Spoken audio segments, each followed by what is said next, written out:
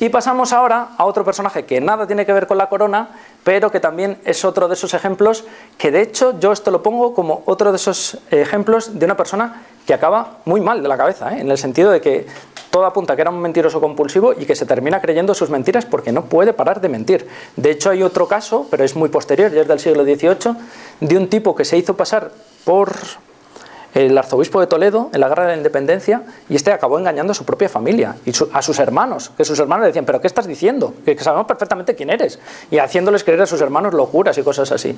Bueno, pues este caso es un poco parecido, y es la historia de Pedro Bórquez. Pedro Bórquez, bueno, no se llamaba así exactamente, ahora lo vamos a ver, pero nace en el municipio de Araal, en Sevilla, en el año 1602. Todo apunta que es morisco, de origen, pues eso, la antigua población musulmana que se convierte al cristianismo. Esto parece que no tiene mucha importancia, pero sí que la tiene, porque si os acordáis del encubierto, también era converso, en ese caso era de origen judío.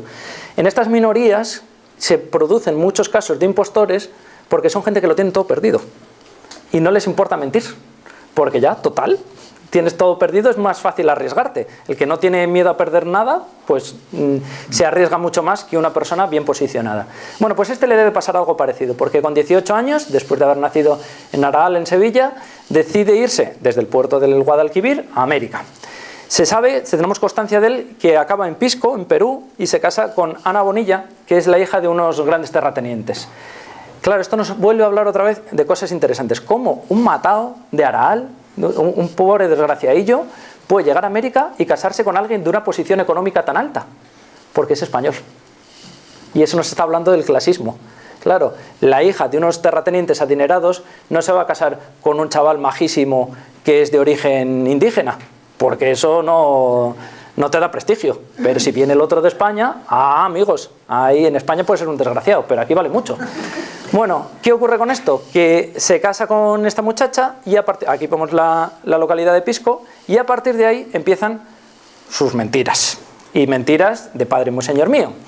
Porque uno de los puntos, la primera mentira que hace es el nombre. En realidad él se llamaba Pedro Chamigo,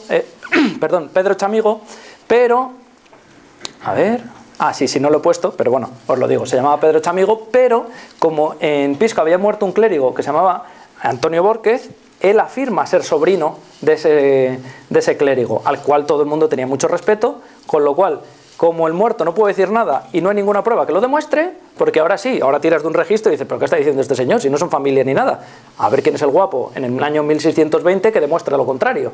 Bueno, pues se apropia, digamos, de la buena fama que tiene Antonio Bórquez, que por supuesto muerto, pues ya no puede aclarar absolutamente nada.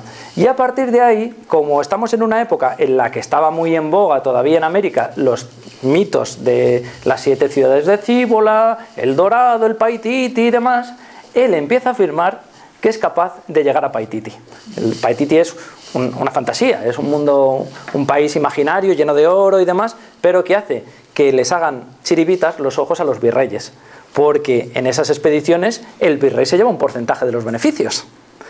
No solo eso, sino que tiene la mala leche de engañar también a distintas órdenes religiosas, afirmándoles que si él conquista Paititi, ellos pueden gestionar la conversión de esos indígenas, con lo cual también se convierten en financiadores de esas expediciones y empieza a cobrar dinero por adelantado de esas expediciones. Expediciones que por supuesto no llevan a ningún lado, solamente a sacar dinero y tajada de todo este asunto. No solo lo hace una vez, lo hace varias ocasiones. De hecho, aquí os he traído a 2 de los virreyes que engañó y, bueno, al final le pillan, porque es que la avaricia rompe el saco, en este caso, le pillan por ser demasiado codicioso. Si lo hubiese hecho una vez, seguramente no lo hubiesen pillado. Hubiese dicho que no lo encontró o se crea una nueva identidad en esa época y hubiese salido airoso. Pero le pillan tantas veces que al final le llevan al presidio de Valdivia, en lo que hoy es Chile, que era... Ya si te condenaban al presidio de Valdivia, era como si te mandan ahora a la Antártida, a un lugar del que no puedes volver, básicamente, que ya no tiene, y lo mandan ahí para que no la líe más, porque como no hay tanta población ni tantos cargos políticos, pues se sospecha que allí no va a hacer nada. Claro, pero se les olvida una cosa, que lo más difícil de hacer con Pedro Bórquez es que te haga caso, y lo que consigue es escaparse de la cárcel. Se escapa de la cárcel y alguien puede decir, bueno, pues si no tiene a nadie a quien engañar. ¿Cómo que no? ¿A los indígenas? Claro.